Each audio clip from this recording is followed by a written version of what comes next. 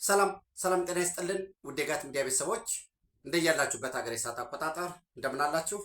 እንደምን ቆያችሁኝ? ዕለተ ማክሰኞ ታህሳስ 7 2018 የጋት ዕለታዊ አጫጭር መረጃዎች ከዚህ እንደሚከተሉ ወደ እናንተ አደርሳለሁ። ላይክ አድርጉ፣ ሸር አድርጉ፣ የጋት ሚዲያ ሜምበር ሁኑ፣ ሀሳብ አስተያየታችሁን አካፍሉ። ጋት ሚዲያን በሱፐር ታንክስ ደግፉ። ከምንም በላይ አብራችሁ ስላላችሁ አብራችሁ ስለምትሆኑ እጅግ የከበረ ምስጋና ይድረሳችሁ። እንግዲህ በዛሬው ዕለት የህንድ ጠቅላይ ሚኒስትር ናሬንድራ ሞዲ ወደ አዲስ አበባ ይገባሉ። 10 ሰዓት ከ45 ገደማ የፕሮግራም ስኬጁላቸው እሱን ነው የሚያሳየው። እንዳልኳችሁ ኢትዮጵያና ህንድ እንዳልኳችሁ ያልኩኝ ያው ትናንት ሁለት ተከታታይ ፕሮግራም ስለሰራው በሚል ነው። በዛ ከ650 በላይ የህንድ ካምፓኒዎች ከ3 ቢሊዮን ዶላር በላይ ኢንቨስትመንት በአፍሪካ ህንድ ኦገስት 1947 ነው ነፃ ያወጣችው። በ1948 ኢትዮጵያ ዴልሂ ላይ ኤምባሲዋን በመክፈት በተመሳሳይ ለህንድ ዲጁ ሪኮግኒሽን ህጋዊ እውቅና በመስጠት በአፍሪካ ቀዳሚ ሀገር ነች። በሳይንስ፣ በትምህርት፣ በባህል፣ በሕክምናው ሁለቱ ሀገራት በተወሰነ መልኩም ቢሆን በመሰረተ ልማት ግንባታ የካራቱሪ የእርሻ ጋምቤላ ላይ የተጀመረው የተቋረጠውም ቢሆን በእነዚህ ዘርፎች ላይ ሰፊ ተሳትፎ አለ። አሁን በማይኒንግ ላይ፣ በቱሪዝም ላይ፣ በትምህርት ከፍተኛ ትምህርት ተቋማት አፍሪካን ማዕከል ያደረጉ ምስራቅ አፍሪካን ማዕከል ያደረጉ የህንድ ቤስት ዩኒቨርሲቲዎች ኢትዮጵያ ውስጥ በሚከፈቱበት ዙሪያ ላይ በጆይንት ኢንቨስትመንት በዋናነት በሮቦቲክስ፣ በሳይበር፣ በፋይናንስ የህንዱ ኢምፖርት ኤክስፖርት ወይም የህንዱ ኤግዚም ባንክ የኢትዮጵያን ወሳኝ ፕሮጀክቶች ፋይናንስ በሚያደርግበት ሁኔታ ላይ በሳይበር ደህንነት፣ በሚሊተሪ ኢንዱስትሪ ኮምፕሌክስ ላይ በጋራ ለመስራት ስምምነት እንደሚፈጸም ይጠበቃል። ዛሬ በብሔራዊ ኢዮቤልዩ ቤተ መንግስት የራት ግብዣ ይደረግላቸዋል እርሳቸውና ለልኡካናቸው።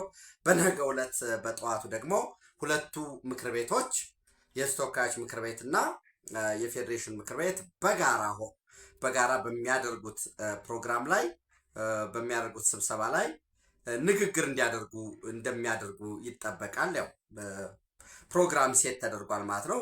6ኛ ሁለቱ ምክር ቤቶች 5ኛ ዓመት የሥራ ዘመን የጋራ ስብሰባ ያው በመክፈቻው ታስታውሳላችሁ ክቡር የፌዴራል ፕሬዝዳንት አምባሳደር ታዬ አጽቀሥላሴ በተገኙበት ሁለቱ የ2018ን የመንግስት አቅጣጫ አዳምጠዋል። ዘነገ ሁለተኛ መደበኛ ስብሰባ ወይ ልዩ ስብሰባ ልንለው እንችላለን። በዚህም የሁለቱ ሀገራት 77 ዓመት ያስቆጠረ በስርዓት መቀየር፣ በመንግስት መቀየር፣ በመሪዎች መቀያየር ውስጥ ሁሉ ጸንቶ የኖረውን ግንኙነት የሚወክል ሲምቦሊክ የሆነ ንግግር እንደሚያደርጉ ይጠበቃል። ዞሮ ኢትዮጵያ በዓለም አቀፍ ደረጃ የራሷም እንደ ሀገር ድምጿ እንዲሰማ በአፍሪካ ደረጃም ወካይ በመሆን ድምፅ እንዲሰማ ለማድረግ በሚደረገው ጥረት ድምፅ ለማሰማት በሚደረገው ጥረት የጠቅላይ ሚኒስትር ናሬንድራ ሞዲ ጉብኝት ወሳኝነት ይኖረዋል ማለት ነው። እንግዲህ አዳዲስ ነገሮች ካሉ እሱን እየተከታተልኩ የማድረሳቸው ይሆናል። ነገ በጠዋት በውሎ ፕሮግራማችን እናየዋለን። ሌላው እንግዲህ በአማራ ክልል እንዲሁም በአጠቃላይ በአማራ ክልል ደረጃ የጸጥታ ኮንፈረንስ እየተካሄደ ነው። ከትናንት ዛሬ የት ላይ ነን? ትናንት ምን ላይ ነበር? ዛሬ ምን ላይ ነን? የህዝቡን የቀደመ ሰላም ለማረጋገጥ የጸጥታ ኃይሉ፣ የፌዴራል መከላከያ፣ ሌሎች ደህንነት ተቋማት፣ አስተዳደሩ፣ ህዝቡ በቅንጅት መስዋዕትነት ተከፍሎ ጭምር ጦርነቱ የውክልና እኔ ደጋግሜ የአማራ ክልል ጦርነት በዋናነት ኢትዮጵያ ውስጥ የሚደረጉ ሁሉም ጦርነቶች በዋናነት ደግሞ ራሱን የአማራዎች ነኝ ብሎ ጦርነት የከፈተው ፋኖ በውክልና ነው ጦርነቱን የከፈተው። መጀመሪያ ህወሓት እንደምታውቁት የአማራ መንግስት መጣልህ።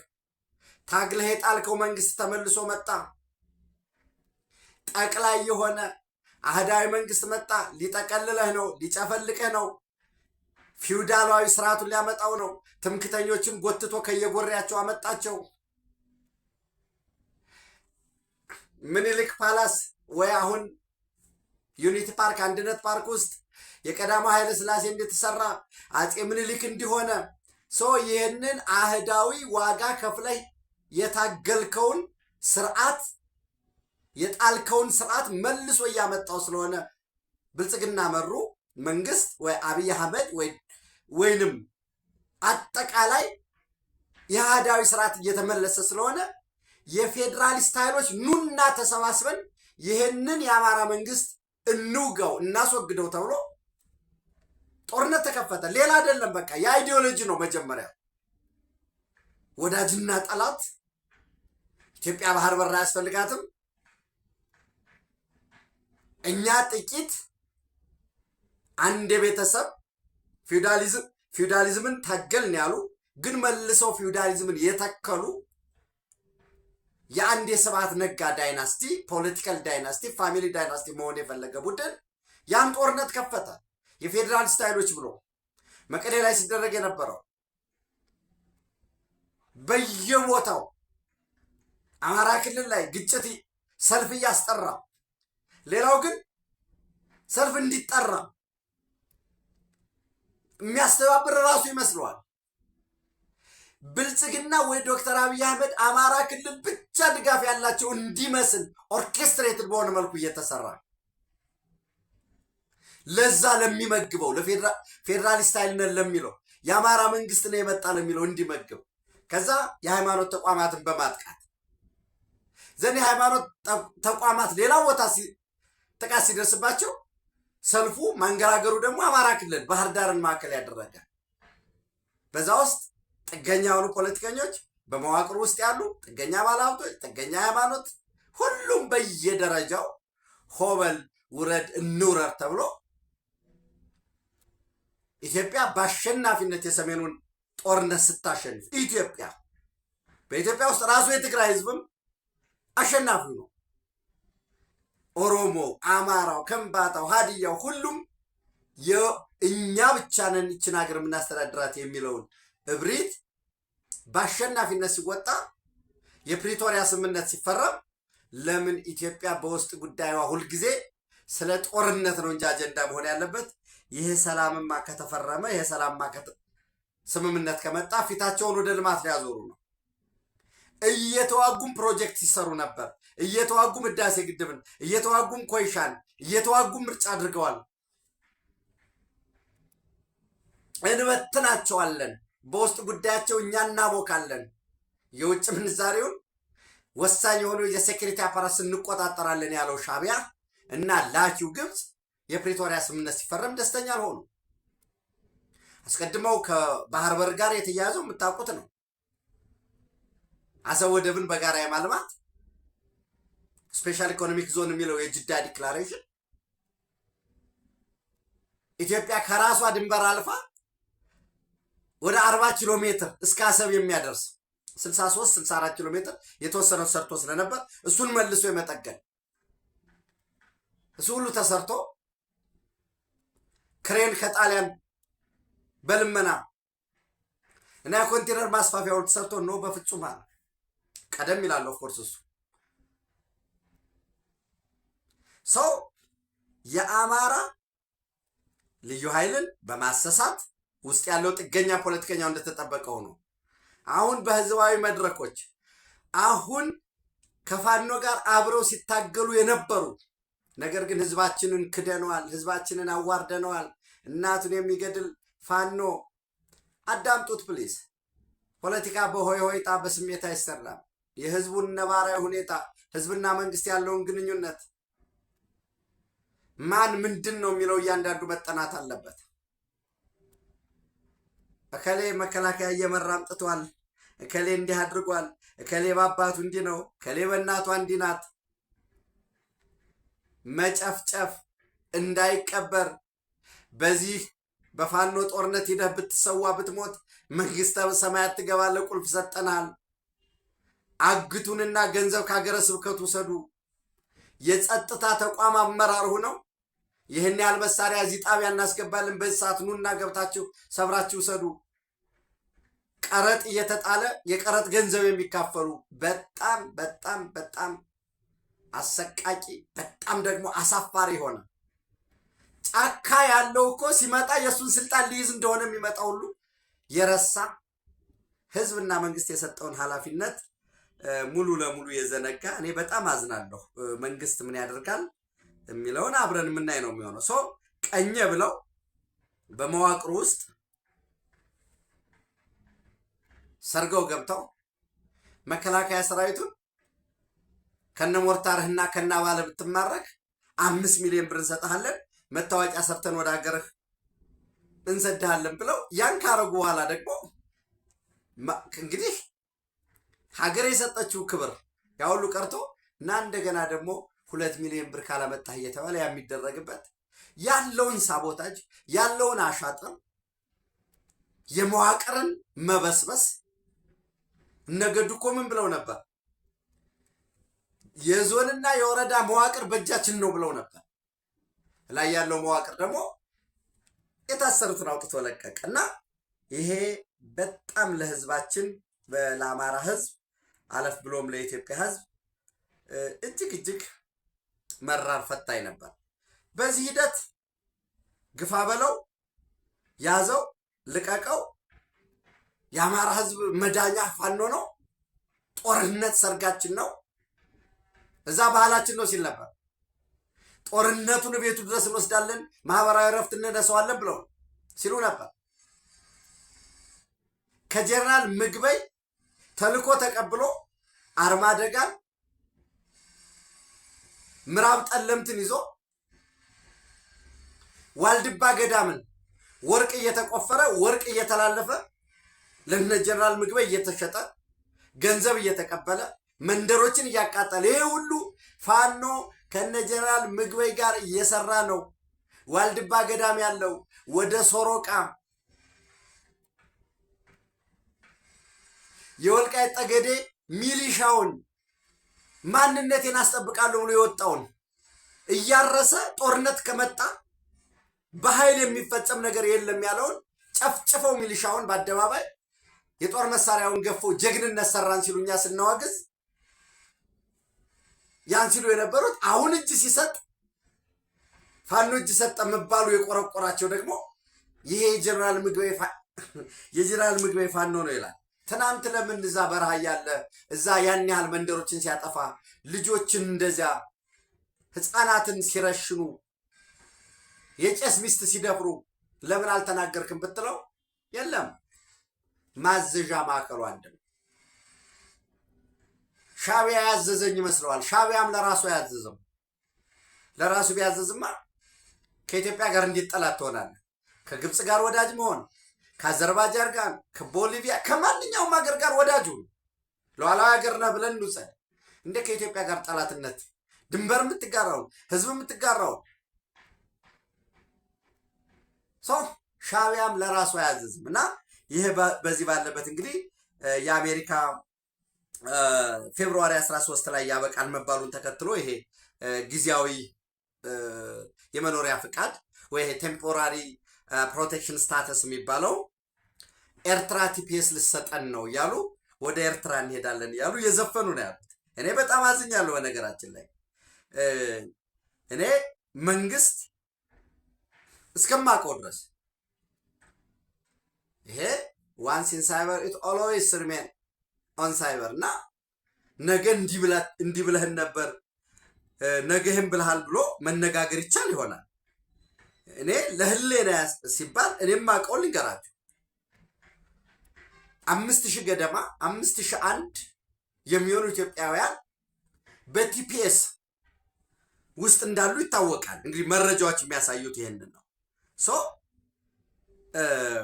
በዚህ በቲፒኤስ ውስጥ ከሄዱት ውስጥ ወይም ይሄ ቴምፖራሪ ፕሮቴክትድ ስታተስ በሚባለው በሄዱት ውስጥ ኤምባሲው ሙሉ የሰው ኃይል መድቦ እንግዲህ አሜሪካ ላይ ያላችሁ በቲፒኤስም ይሁን በሌላም የትምህርት ያለው አለ፣ የሜሪጅ በጣም ብዙ አይነት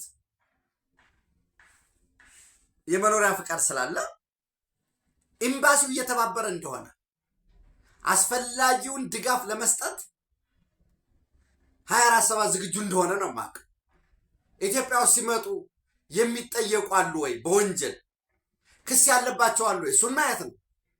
ከዛ ውጭ ግን ኤርትራ ሄደህ እንግዲህ ካለማወቅ ሊሆን ይችላል የራሳቸው ዜጎች ከኢሳያስ ጋር አንድ ሽርጥ ለብሰው ታገልን ያሉት 18 ዓመት ፍርድ ቤት ሳይቀርቡ አስቡ። የሚፈረደው ፍርድ ጤናማ ነው ጤናማ አይደለም ሽንቶ እሱን ፍርድ ቤት ሳይቀርቡ ጠበቃ ሳይኖራቸው የት እንዳለ ሳይታወቁ አንደኛ የእምነት ይህንን አመለካችሁ በሚል አንድ ሁለት ሪፎርም ያስፈልጋል ብላችኋል፣ ህገ መንግስት ይተግበር ብላችኋል በሚል አንዳንዶቹ 24 ዓመት አንዳንዶቹ ከ18 ዓመት በኋላ እንዲሁ በቀላል ሂዱ ወጣችሁ ነው የተባሉት። እና ኤርትራ የሚያስመኝ ሀገር አይደለም። ግን በድፍረት ራሱ ላኪያቸው ማን እንደሆነ ራሳቸው እየተናገሩ ነው። የዚህ የጽንፈኛው አፈቀላጤዎች ምንድን ነው የሚሉት? አሜሪካ ካባረረችን አሜሪካ የምታባረራቸውን ኤርትራ እንደምትቀበል በከፍተኛ ባለስልጣን ደረጃ ተረጋግጧል፣ ኑ ብለውናል። ለዚያውም እንዲያውም ለአማራ አሉን ይላል። ከአማራ ጋር እንኳን አብሮ መስራት አብሮ መለመን ከባድ ነው ያለው እኮ ኢሳያስ ነው። አማራ የአማራ ወኪል ብለው እንስሳዋን አማራ ብለው ጽፈው እኮ ያዞሩ እነሱ ናቸው። ትግላችን ከአማራ አህዳዊ ስርዓት ነፃ መውጣት ነው ብለው ማንፌስቶ የጻፉ ዛሬ ማንፌስቷቸው ያለ በየዲዘርቴሽኑ በየቲሲሱ ላይ የምታገኙት እሱን ነው እኮ። እና ያውም አማራ እና እንዲህ አይነቱን እንጉልፋቶ እንዲህ አይነቱን በቃልህ ምላጭ አስወጣል ሆነው እንደሚያሸንፉ ያውቃሉ።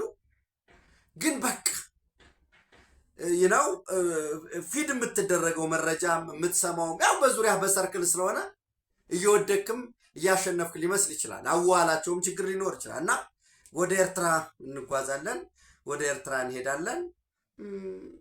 ያ ምርጫው እነሱ ነው። ግን እንዳልኳችሁ የኢትዮጵያ መንግስት እስካሁን ባለኝ መረጃ ማህበራዊ ሚዲያ ላይ የተለያየ ነገር ሊባል ይችላል። እኔም የተለያየ ነገር ልል ይችላል። እኔ የቴምፖራሪ ፕሮቴክትድ ስታተሱ ከምንም በላይ በዛ ወደ ኢትዮጵያ ይመለሱ ተባሉ አልተባሉ ሌላ ጉዳይ ነው። ኢትዮጵያ ግን ሰላማዊ ነች። ምንም አይነት ናቹራል ዲዛስተርም የለም። ዜጎች ለመኖር የሚያስችል ሰላም ሰፍኗል መባሉ ከምንም በላይ ደስተኛ ነኝ። ለምን?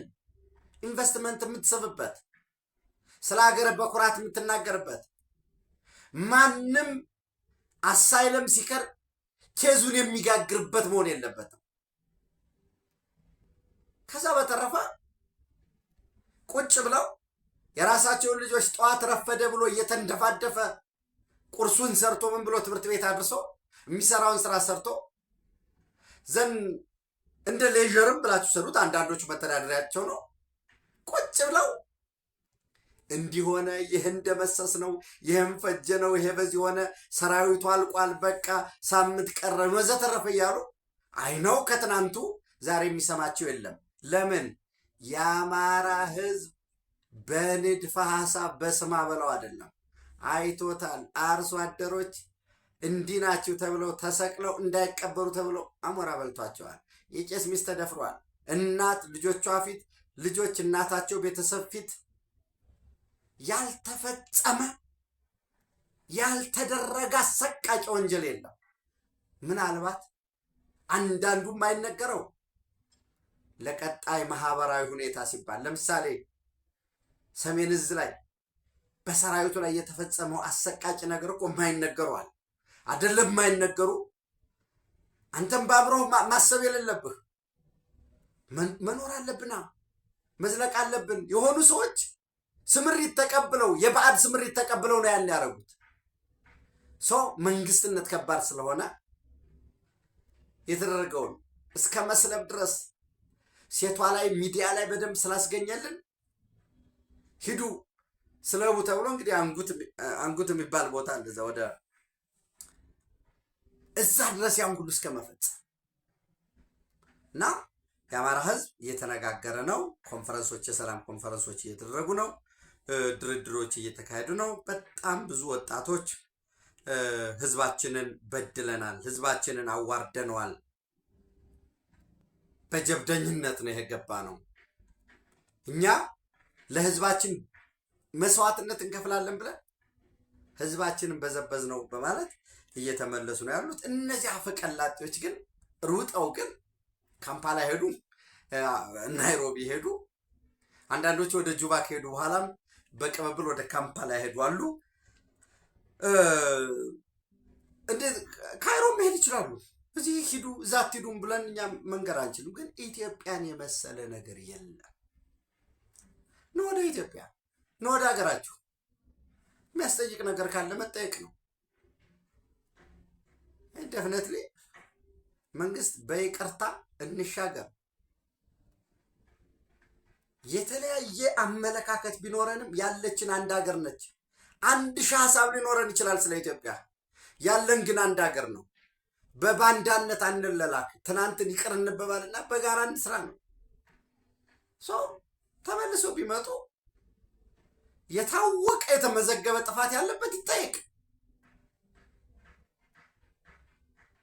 ከዛ ውስጥ ደግሞ ይቅርታ መጠየቅ ነው እና የኤርትራ ቲፒኤስ ወደ ኤርትራ እንገባለን፣ ወደ ኤርትራ እንጓዛለን የሚለው እጅግ በጣም የሚያሳፍር ነው።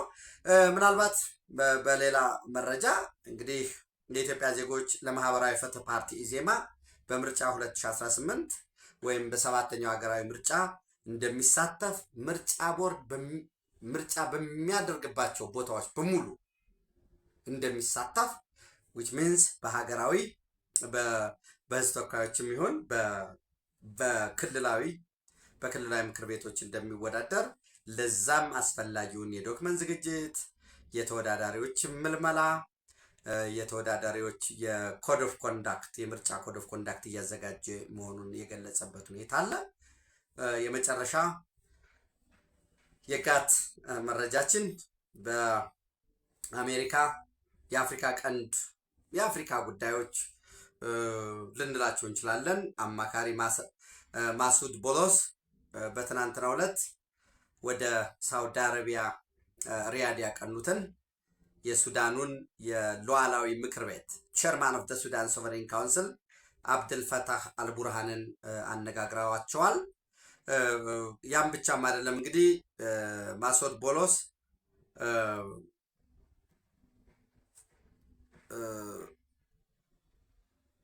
በአጠቃላይ ምን መደረግ መቻል አለበት በሚለው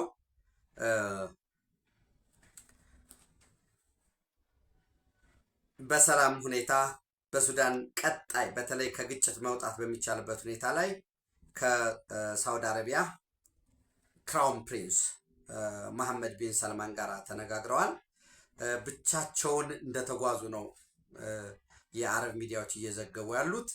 ዞሮ ዞሮ ምንድን ሊደረግ ይችላል የሚለው ሊሆን የሚችለው ማክሲመም አልቡርሃንን ከሄሜቲ ከዳጋሎ ጋራ እንዲነጋገሩ፣ የተኩስ አቁም ስምምነት እንዲደረግ፣ ያልተገደበ የሰብአዊ መብት ድጋፍ እንዲሰጥ እና ደርሰዋል የተባሉ የሰብአዊ መብት ጥሰቶች በአንዳንድ ቦታም የኬሚካል መጠቀም በሚል የሚጠቀሳለ፣ በአንዳንድ ቦታ ጄኖሳይድ ተብሎ የሚጠቀሳለ። እነዚያ በገለልተኛ ወገኖች የሚተነተኑበት የሚጠኑበት ሁኔታ ሊሆን ይችላል።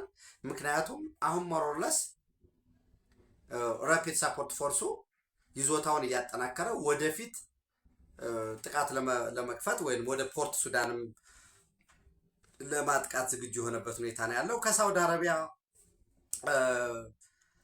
ሙሉ ለሙሉ የሚሊተሪ ድጋፍ ያገኛል? አይ ዶንት ቲንክ ሶ። የሚሆንበት እድል በጣም አናሳ ነው። ምክንያቱም ግብፅም ደግፎታል፣ ሳውዲ አረቢያም ደግፎታል፣ በተወሰነ ኢራን ደግፎታል። የኤርትራ ሰራዊት በቀጥታ እየተዋጋ ደግፎታል። ህወሓትም እንደ መርሰነሪ ወታደር ቀጥሮ ገንዘብ እየተቀበለ በዚህ በኩል ተሳትፏል። ግን ይሄ ውጤት ወዴት ያመጣል የሚለውን አብረን የምናየው ነው የሚሆነው። ኢትዮጵያ በክብር ለዘላለም ትኖር። ተጨማሪ መረጃዎችን በነገው ዕለት በውሎ በዕለታዊ የምንመለስበት ይሆናል። እንግዲህ የኢሳያስ አፈወርቂ የሳውዲ አረቢያ የሪያድ ጉብኝትም ምንም ውጤት አላመጣም ማለት ነው። ይህንን እንግዲህ ሌሎች ተጨማሪ መረጃዎችን ይዘን አብረን የምናየው ይሆናል። ታንኪዩ